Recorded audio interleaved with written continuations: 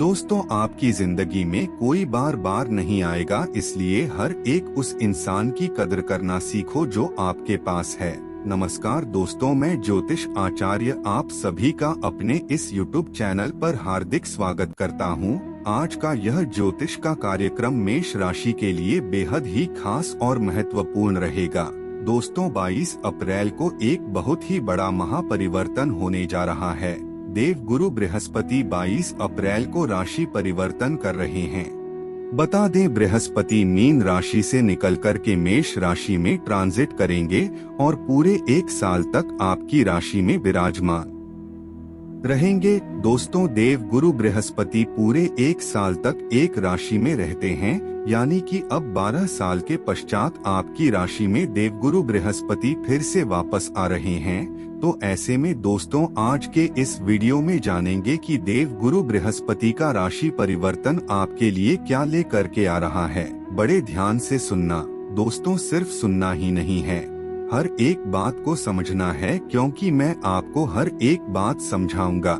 देव गुरु बृहस्पति किस भाव में आपके लिए आएंगे, कहाँ पर उनकी दृष्टि पड़ेगी और क्या फलाफल उनका आपके लिए पूरे एक साल तक रहने वाला है। तो चलिए फिर वीडियो की शुरुआत करते हैं और जान लेते हैं मेष राशि के लिए कैसा रहेगा देव गुरु बृहस्पति का राशि परिवर्तन। दोस्तों, यह ज्योतिष का कार्यक्रम आपकी जन्म राशि चंद्र राशि पर आधारित है। दोस्तों, अगर किसी भी प्रकार की समस्या से आप परेशान हैं, उस समस्या का समाधान ज्योतिष शास्त्र के माध्यम से जानना चाहते हैं, तो वीडियो के डिस्क्रिप्शन बॉक्स में और वीडियो के अंदर आपको नंबर मिल जाएगा, जहां से आप संपर्क करके अपनी हर एक समस्या का समाधान जान सकते हैं। तो चलिए फिर वीडियो की शुरुआत करते हैं। दोस्तों, 22 अप्रैल को देव गुरु बृहस्पति मीन राशि से निकलकर आपकी राशि में आ जाएंगे, मेष राशि में आ जाएंगे, यानी कि आपके लग्न भाव में देव गुरु बृहस्पति ट्रांजिट करेंगे।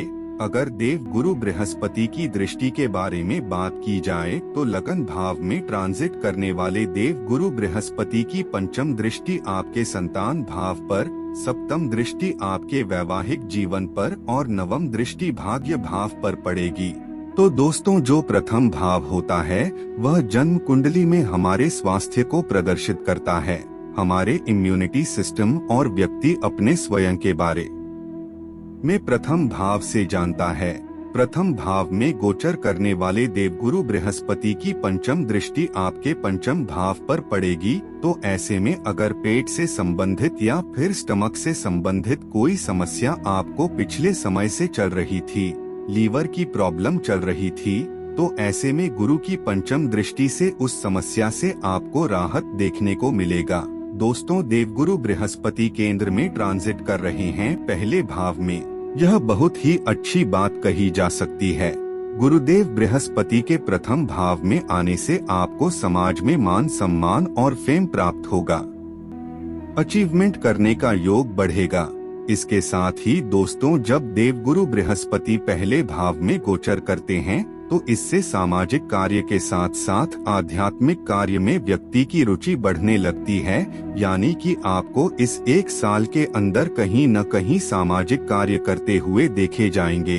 कोई ना कोई शुभ कार्य आप अवश्य करेंगे, चाहे वह शुभ कार्य कुछ भी हो सकता है, चाहे वह नामकरण का कार्य हो, गृह प्रवेश हो या फिर विवाह, कुछ भी हो सकता है।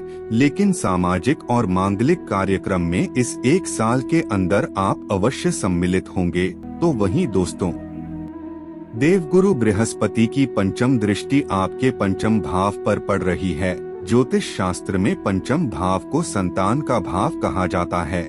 इसी के साथ ही पंचम भाव प्रेम, प्यार, शिक्षा और हमारी बुद्धिमत्ता का भाव होता है। मेष राशि वाले वे लोग जो फैमिली की प्लानिंग कर रहे हैं, उनके लिए देवगुरु बृहस्पति की पंचम दृष्टि संतान भाव पर पड़ेगी, जिसकी वजह से यह समय बहुत ही बेहतरीन रहेगा, क्योंकि देवगुरु बृहस्पति संतान के कारक होते हैं और पंचम भाव संतान का भाव होता है। तो ऐसे में गुरु की दृष्टि पंचम भाव पर पड़ेगी तो श्रेष्ठ संतान का योग बनेगा। तो वहीं दोस्तों, अगर आप एक विद्यार्थी हैं तो ध्यान से सुनिए, पंचम भाव शिक्षा का भाव भी होता है। जो भी कंफ्यूजन, जो भी मुसीबतें और अड़चने पढ़ाई को लेकर के अभी तक आ रही थी, कुछ चीजें क्लियर नहीं हो पा रही थी, जो मेष राशि वाले हायर एजुकेशन करना चाहते हैं वे लोग निश्चित रूप से कर सकते हैं। देवगुरु बृहस्पति को हायर एजुकेशन का कारक ग्रह माना जाता है। यहाँ पर देवगुरु बृहस्पति की दृष्टि पड़ रही है, तो ऐसे में पढ़ाई को लेकर की जो भी प्रॉब्लम चल रही थी वह सभी के सभी प्रॉब्लम सॉल्व हो जाएंगे। देवगुरु बृहस्पति का राशि परिवर्तन आपके लिए बहुत ही महत्वपूर्ण रहेगा, क्योंकि आपकी राशि के मालिक मंगल देव बनते हैं, जो देवगुरु बृहस्पति के अति मित्र माने जाते हैं। इसके अलावा देवगुरु बृहस्पति का राशि परिवर्तन इसलिए भी महत्वपूर्ण हो जाता है क्योंकि ज्योतिष शास्त्र में देवगुरु बृहस्पति को ही सबसे ज्यादा रिस्पांसिबिलिटी दी गई है।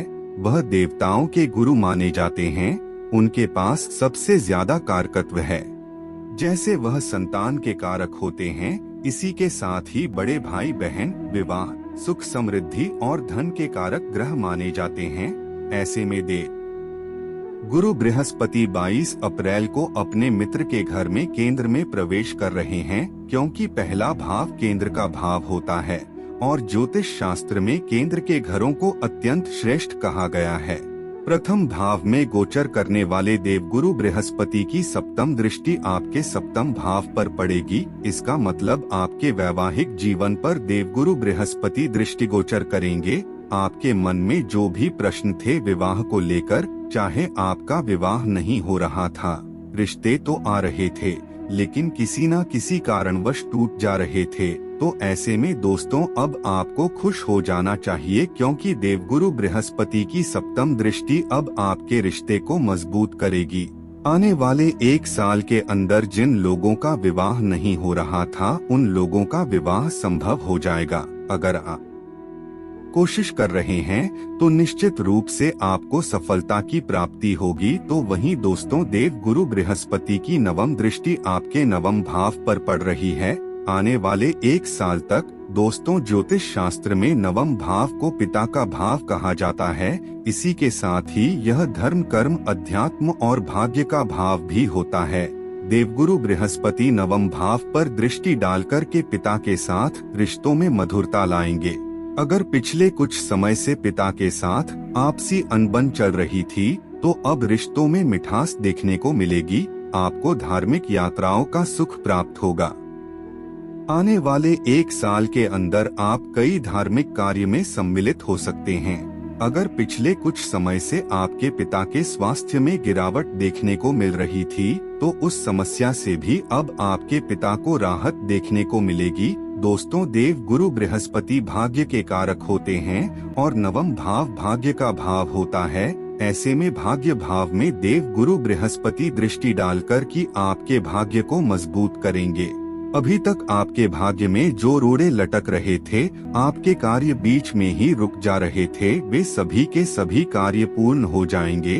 जो पॉलिटिक्स चल रहा था अब वह खत्म हो जाएगा। जो लोग लंबे समय से प्रमोशन के इंतजार में रुके थे, परिवर्तन के इंतजार में रुके थे, उनके लिए गुरु का यह परिवर्तन एक अच्छा सा योग बनाएगा।